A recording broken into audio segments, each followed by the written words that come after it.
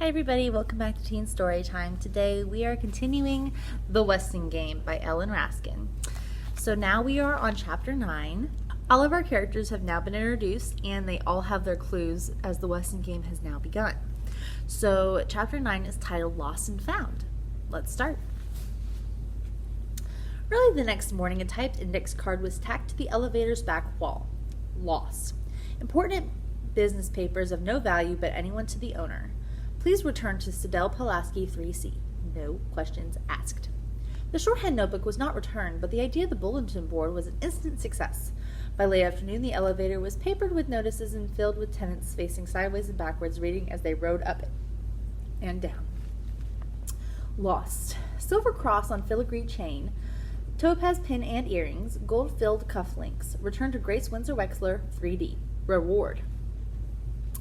All players willing to discuss sharing their clues come to the coffee shop tomorrow, 10 a.m. Whoever stole my Mickey Mouse clock better give it back. Just leave it in the hall in front of apartment 3D when no one's looking. Turtle Wexler. Order down, not up, or come on up to the 5th floor and dine in elegance at Shin Hu's restaurant, specializing in exquisite Chinese cuisine. Lost. String of pearls, sentimental value. If found, please bring them to apartment 2C. Thank you. Flora Bombach. Dressmaking and alterations reasonably priced. Found. 6 clues. The following clues, printed on squares of Westing toilet tissues, were found in the 3rd floor hallway. Braided, kicking, tortoise, apostrophe SI, A, rat. I am having an informal party this evening from 8 o'clock on. You are all invited. Please come. J.J. Ford, apartment 4D. Turtle, wherever you are, be home at 7:30 sharp. Your loving mother. Mom, I'm home. No one else was. On reading Mrs. Wexler's note in the elevator, Flora Bombach had insisted, you must do what your mother says. When Turtle replied, like showing her our clues, Flora Bombach's answer was, perhaps so. After all, she is your mother. Flora Bombach was sappy, always smiling that dumb smile, always so polite to everybody, and so timid. When they had finally reached the snowbound broker, Flora Bombach was so nervous she dropped the telephone. Turtle had to admit to some nervousness herself, but it was the first real order she had ever placed. For a minute there, she thought she might choke on the thumping heart that had jumped into her throat, but she had pulled off the transaction like a pro. Now, if only the stock market would go up, she'd show Mr. Westing about refining gold. The next part of the will would read, whichsoever pair made the most money with the $10,000 inherits the whole estate. She was sure of it. Oh, there you are. Grace Wexler acted as if Turtle was the tardy one, but she quickly sweetened. Come, dear, let's go to your room and I'll fix your hair. Her mother sat behind her on the edge of the narrow bed, loosened the dark brown hair and brushed it to a gloss. She had not done that with such care in a long, long time. Have you eaten? Mrs. Bombach made me a dinner. Turtle felt the fingers dividing the hair into strands. Her mother was so warm, so close. Your poor father's probably starving. He's been so busy on the phone, changing appointments and all. Daddy's eating in the coffee shop. I just saw him there. Turtle had dashed in shouting, the braided tortoise strikes again, and kicked a surprised Theo in the shin. It was Doug Who, not Theo, who had made the sign. Her mother twisted the 3 strands into a braid. I think you should wear your party dress tonight. You look so pretty in pink. Pretty? She had never used that word before. Not about her. What was going on? You know, sweetheart, I'm rather hurt that you won't tell your own mother about your clues. So that was it. She should have known. My lips are sealed, Turtle said defiantly.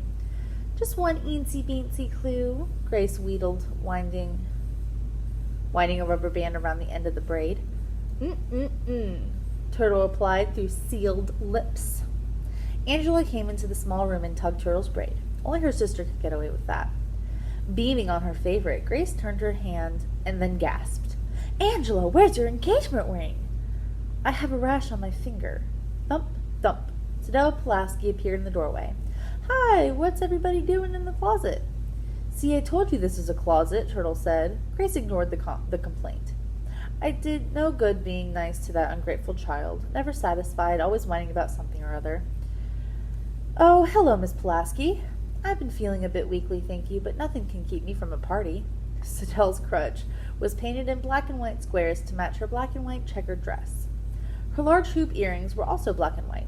The white one dangled from the left ear, the black one from the right. "The party is such a lovely idea," Grace said, warming up to the owner of the shorthand notes. "When I saw the invitation in the elevator, I suggested to Mr. Hu that he call the judge to see if she needed hors d'oeuvres, and sure enough, he got an order for 6 dozen. She turned to Angela. "Hadn't you better get dressed, dear? It's getting late. It's too bad Dr. D can't escort you to the party, but your father and I will take you. Angela and I are going together. We're partners, you know." Siddell had it all planned. They were to appear in identical costumes. Tonight was the night they would discover if one of the heirs was a twin.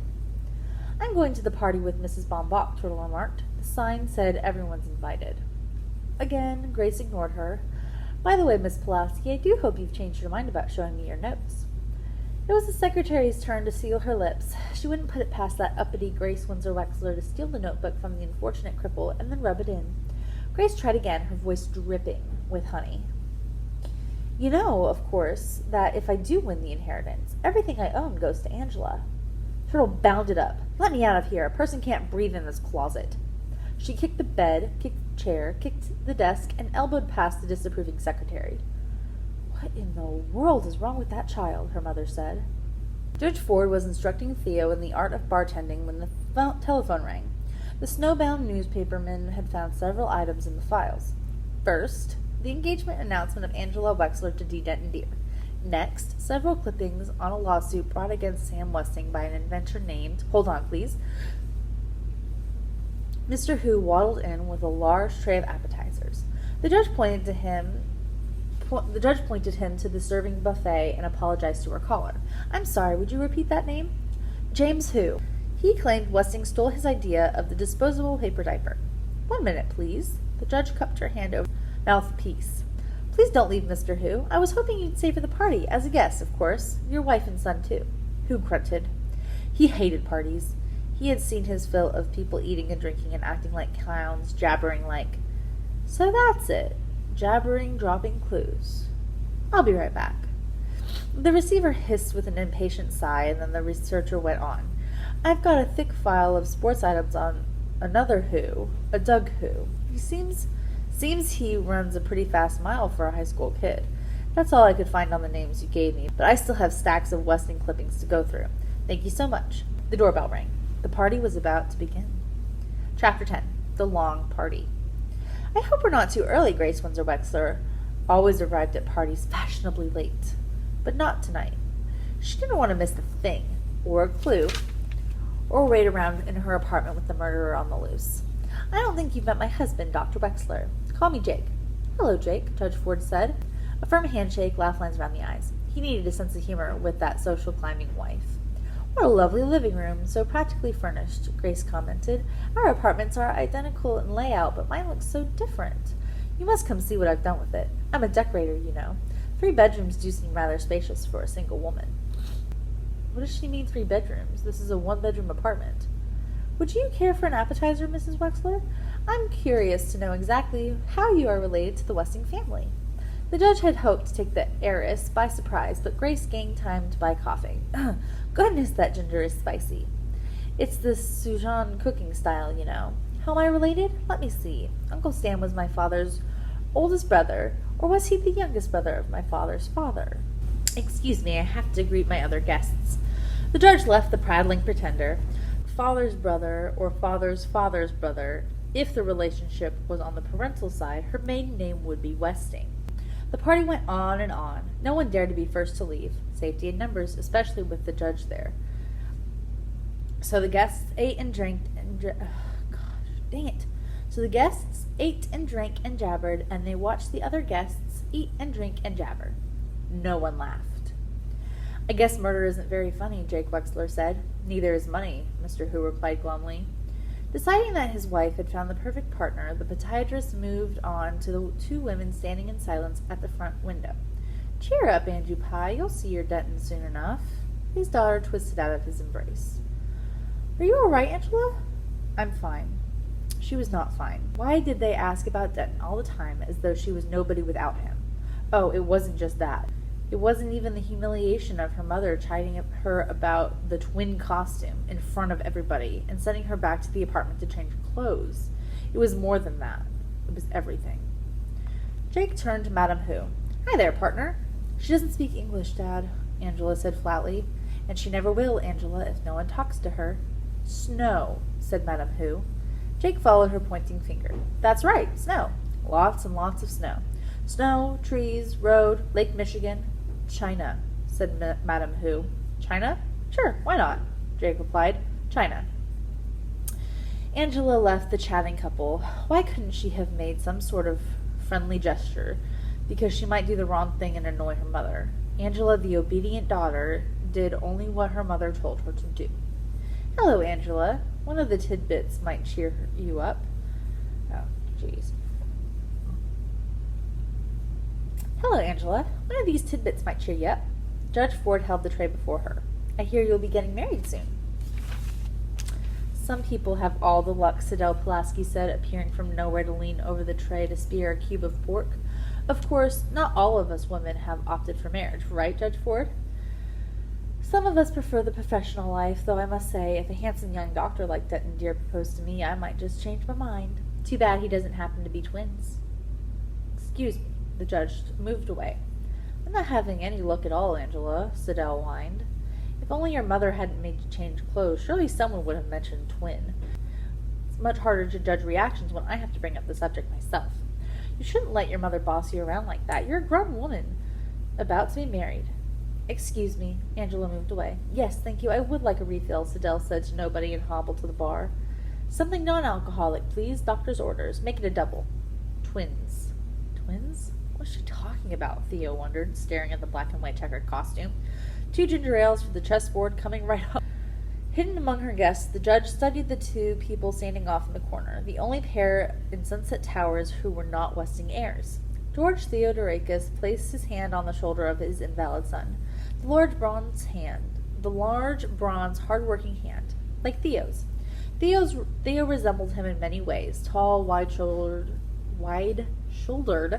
slim-waisted, the same thick, straight black hair, but age had chiseled the father's face into sharper planes. His troubled eyes stared across the room at Angela. Catherine Theodorakis, a slight, careworn woman, gazed down at her younger son with tired, dark-circled eyes. From his wheelchair, Chris watched legs. Other than the funny lady with the short hand notes, the only limpers were his brother, Theo. Turtle had kicked him again, and Mrs. Wexler, who stood on one leg rubbing her stocking foot against her calf. A high-heeled shoe stood alone on the carpet beneath her. Judge Ford didn't limp. Besides, she couldn't be a murderer in spite of his clues. Nobody here looks like a murderer. They're all nice people, even this fat Chinese man who grumbles all the time. George Theodorakis greeted Mr. Who with, "How's business?" who spun around and stomped off from his fellow restaurant owner in a huff of anger. James Who, inventor, that's who the judge wanted to talk to. But there was a problem at the bar. A long line had formed, and it wasn't moving. "There are 16 white pieces and 16 black pieces in chess," Theo was explaining to Sidel Pulaski. "Do you play chess, Judge Ford?" "A bit, but I haven't played in years." The judge led the secretary away from the crowded bar. "Theo must think the Westing game has something to do with chess. He may be right. It certainly is as complicated as a chess game." "But I did study," Doug was arguing. The judge interrupted. "I haven't had a chance to thank you for the delicious food, Mr. Who. How long have you been in the restaurant business?" "Running up and downstairs is not studying," Who said. Sidel Pulaski butted in. "Father and son? You look more like twins." "You're equal partners with that Theodorakis kid," Who continued. "Why didn't you insist on holding the meeting in our restaurant instead of that greasy coffee shop?" "Because some people don't like chow mein for breakfast," Sidel Pulaski replied. "There you are, dear." Grace patted a stray wisp of Angela's hair into place. "We must do something about your coiffure. I'll make an appointment for you with my hairdresser once the snow is cleared. Long hair is too youthful for a beautiful woman about to be married. Long hair is too youthful for a woman about to be married. I can't understand what got into you, Angela, coming to this party in that old checkered dress and those awful accessories. Just because your partner dresses like a freak. She's not a freak, Mother." "I was speaking to Mr. Who about catering the wedding shower on Saturday. I arranged for Madame Who to serve in one of those slinky Chinese gowns." "Where are you going? Angela!" Angela rushed into Judge Ford's kitchen. She had to get away. She had to be alone, by herself, or she'd burst out crying. She was not alone. Crow was there. The two women stared at each other in surprise, then turned away. Poor baby. Crow wanted to reach out to the pretty child. She wanted to take her in her arms and say, poor baby, go ahead and cry. But she couldn't. All she could say was, here. Angela took the dish towel from the cleaning woman and bunched it against her face to muffle the retching sobs. The guest jabbered on and on about the weather, about food, about football, about chess, about twins. Turtle was slumped on the couch, scornful of dumb grown-up parties. You'd think one of them would know something about the stock market. She missed Sandy. Sandy was the only one in this dumb building she could talk to. Remember that quotation? May God thy gold refine, Flora Baumbach asked. Let's take a poll. I bet 10 cents it's from the Bible. Shakespeare, Turtle argued, and make it $10. Oh my! Well, all right, $10.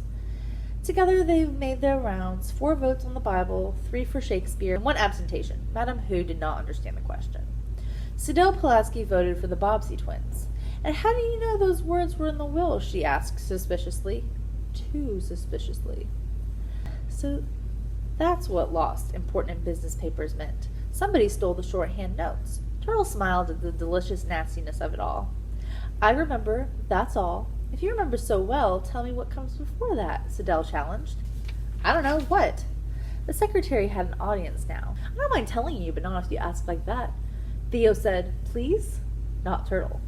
Sidel turned toward him with what should have been a gracious manner, but she grimaced when the top of the crutch poked her in the chest. The exact quotation, she announced loudly, hoping she was right, is spend it wisely and may God thy gold refine. Right or wrong, her guess was received with groans of disappointment. The ears had expected more, a hint, a clue, something. It was time to go home. Chapter 11. The Meeting. A pale sun rose on the third snowbound morning. Lake Michigan lay calm, violet, now blue, but the tenants of Sunset Towers on Wake turned to a different view. Lured by the Westinghouse, they stood at their side windows, scoffing at the danger, daring to dream. Should they or shouldn't they share their clues? Well, they'd go to the meeting in the coffee shop just to see what the others intended to do. Waiting in her closet of a room, Turtle stared at the white-weighted branches of the maple on the hill. A twig snapped in silence, a flurry speckled the crusted snow.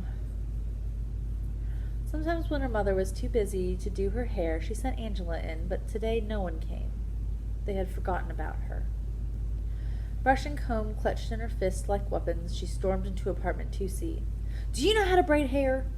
Flora Baumbach's pudgy fingers swift with the needle were clumsy with the comb, but after several tangled attempts, she ended up with 3 equal strands. My, what thick hair you have! I tried braiding my daughter's hair once, but it was too fine, soft, and wispy like a baby's, even in her teens. That was the last thing Turtle wanted to hear. Was she pretty, your daughter? All mothers think their children are beautiful. Rosalie was an exceptional child, they said, but she was the lovingest person that ever was. My mother doesn't think I'm beautiful. Of course she does. My mother says I looked like a turtle when I was a baby, sticking my head out of the blanket. I still look like a turtle, I guess, but I don't care. Where's your daughter now? Gone. Flora Baumbach cleared the catch in her throat. There, that braid should hold for the rest of the day. By the way, you've never told me your real name. Alice, Turtle replied, swinging her head before the mirror. Not one single hair escaped its tight bind. Mrs. Baumbach would make a good braider if only she'd stop yakking about her exceptional child. Rosalie was a dumb name. You'd better get to the meeting now. Remember, don't say a word to anyone about anything. Just listen. All right, Alice. I promise. Theo wheeled his brother into the elevator and read the new message on the wall. $25 reward for the return of a gold railroad watch inscribed to Ezra Ford in appreciation of 30 years' service to the Milwaukee Road. J.J. Ford, apartment 4D. F-D, Chris said. That's right, Judge Ford. She must have been her father's watch. Probably lost it. I don't think it could have been stolen by anyone at the party last night. Chris smiled. His brother had not understood him. Good. This might be an important discovery. Judge Ford's name was the same as her apartment. Ford, 4D.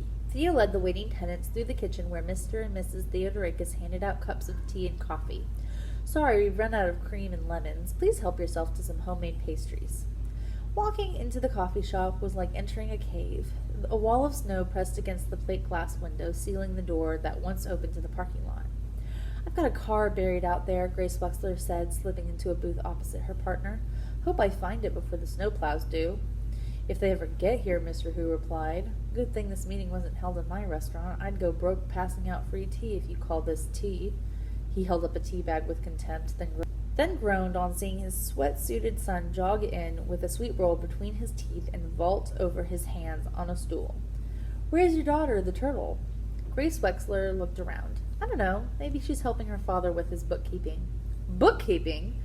Mr. Hu let out a whoop. Grace had no idea what was so funny, but she joined him in loud laughter. Nothing stirred people's envy more than a private joke. Thinking she was being laughed at, Sidel Pulaski dropped her polka-dot crutch and spilled her coffee on Angela's tapestry bag before managing a solid perch on the counter stool. Clink, clink. Theo tapped the spoon against the glass for attention. "Thank you for coming.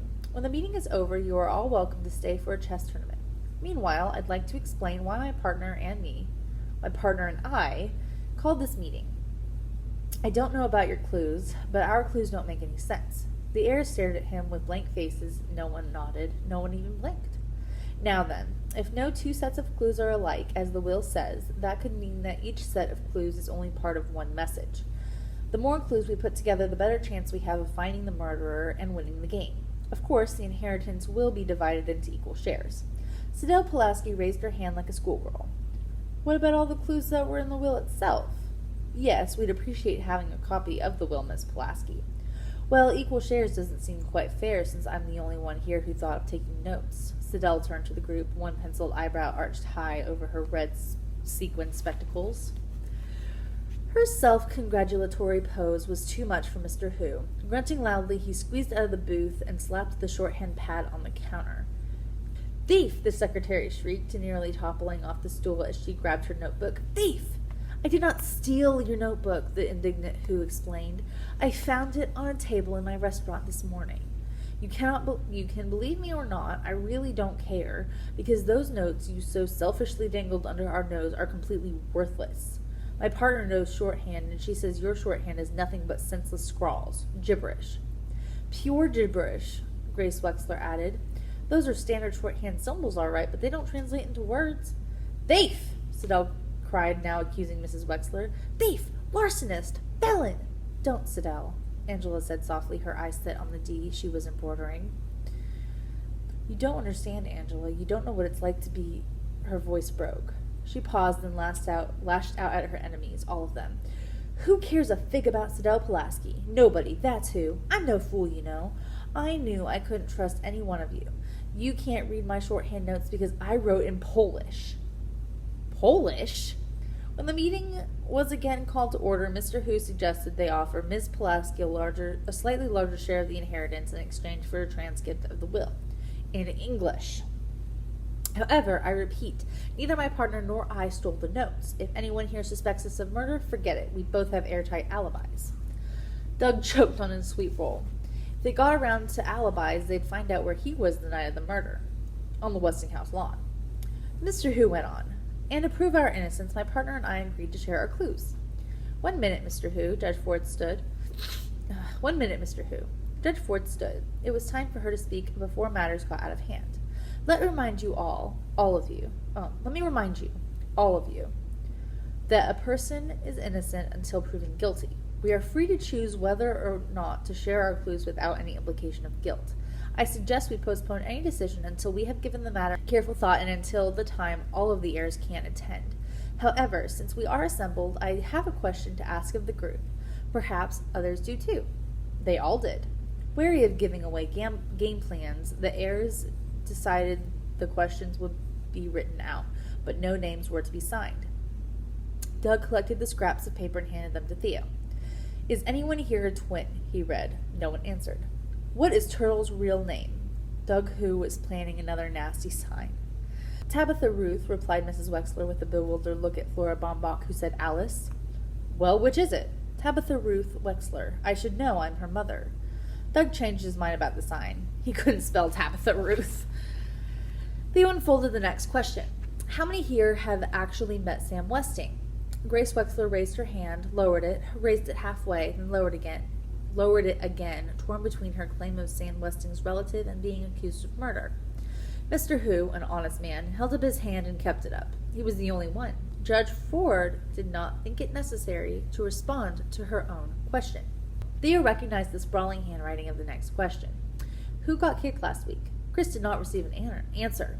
The meeting was adjourned due to panic. Chapter 12. The First Bomb. It was so sudden, the ear-splitting bangs, the screams, the confusion. Theo and Doug ran into the kitchen. Mrs. Theodorakis ran out. Her hair, her face, her apron were splattered with dark, dripping red. Blood, Sidel Pulaski cried, clutching her heart. Don't just sit there, Catherine Theodorakis shouted. Somebody call the fire department. Angela hurried to the payphone on the wall and stood there trembling, not knowing whether to call or not. They were snowbound and the fire engines could not reach Sunset Towers. Theo leaned through the kitchen doorway. Everything's okay. There's no fire. Chris, honey, it's all right, Mrs. Theodorakis said, kneeling before the wheelchair. It's all right, Chris. Look, it's just tomato sauce. Tomato sauce! Mrs. Theodorakis was covered with tomato sauce, not blood. The curious air is now piled into the kitchen, except for Sidel Pulaski, who slumped to the counter. She could have a heart attack and no one would notice. Mr. Who surveyed the scene, trying to conceal his delight. What a mess, he said. That row of cans must have exploded from the heat of the stove, and the entire kitchen was splattered with tomato sauce and soaked in foam from the fire extinguishers. What a mess. George Theodorakis regarded him with suspicion. It was a bomb. Catherine Theodorakis thought so too. There was hissing, then bang, bang, sparks flying all over the kitchen, red sparks, purple sparks. Cans of tomato sauce exploded, Doug Who said, defending his father. The others agreed. Mrs. Theodorakis was understandably hysterical. A bomb? Ridiculous. Sam Westing did not appear to have been killed by a bomb. Judge Ford suggested that the accident be reported to the police immediately in order to collect on insurance. You might as well redecorate the entire kitchen, Grace Wexler, decorator, proposed. It should be functional yet attractive, with lots of copper pots hanging from the ceiling. I don't think there's any real damage, Catherine Theodorakis replied, but we'll have to close for a few days to clean up. Mr. Who smiled. Angela offered to help. Angela, dear, you have a fitting this afternoon, Grace reminded her, and we have so much to do before the wedding shower on Saturday. In thumped Sidel Pulaski. I'm fine now, just a bit woozy. Goodness, what a nasty turn. Having recovered from the nasty turn, Sidel Pulaski settled down to transcribing her shorthand to Polish, then from Polish to English. Startled by the loud banging on her apartment door, she struck the wrong typewriter key. Open up! Recognizing the voice, Angela unbolted the door to a furious Turtle. All right, Angela, where is it? What? The newspaper you took from my desk. Angela carefully dug through the embroidery, personal items, and other paraphernalia in her tapestry bag and pulled out the newspaper folded to the Westing obituary. I'm sorry, Turtle. I would have asked for it, but you weren't around. You don't also happen to have my Mickey Mouse clock in there, do you? Turtle softened on seeing her sister's hurt expression. I'm only kidding. You left your engagement ring on the sink again. Better go get it before somebody steals that too. Oh, I wouldn't worry about anyone stealing Angela's ring, Sidel Pulaski remarked. No mother would stoop that low. The thought of Grace being the burglar was so funny to Turtle, she plopped down on the sofa and rolled about in laughter. It felt good to laugh. The stock market had fallen 5 points today. Angela, please tell your sister to get her dirty shoes off my couch. Tell her to sit up and act like a lady. Turtle rose with a tongue click very much like her mother's, but she was not about to leave without striking back. Arms folded, she leaned against the wall and let them have it. Mom thinks Angela was the one who stole the shorthand notebook. That got them. Look at those open mouths. Because Mom asked to see it, and Angela does everything she says. Anyone could have stolen my notebook. It didn't double lock my door that day. If Sidel couldn't trust her own partner, she was alone. All alone.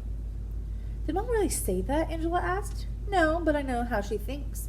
And I know what everybody thinks. Grown-ups are so obvious. Ridiculous, scoffed Sidel.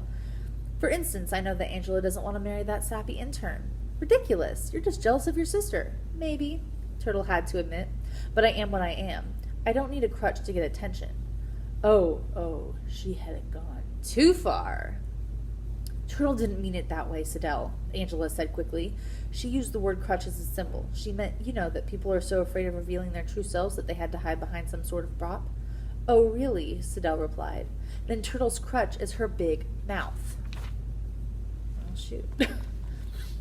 No, Angela, thought, hurrying her sister out of the door and back to their apartment. Turtle's crutch is her braid. The newspaperman called again to say he had found some photographs taken at Westingtown parties 20 years ago. One of those names appears in the caption as Violet Westing's escort, George Theodorakis.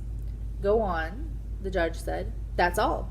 He promised to send their clippings to the Westing file as soon as he was shoveled out.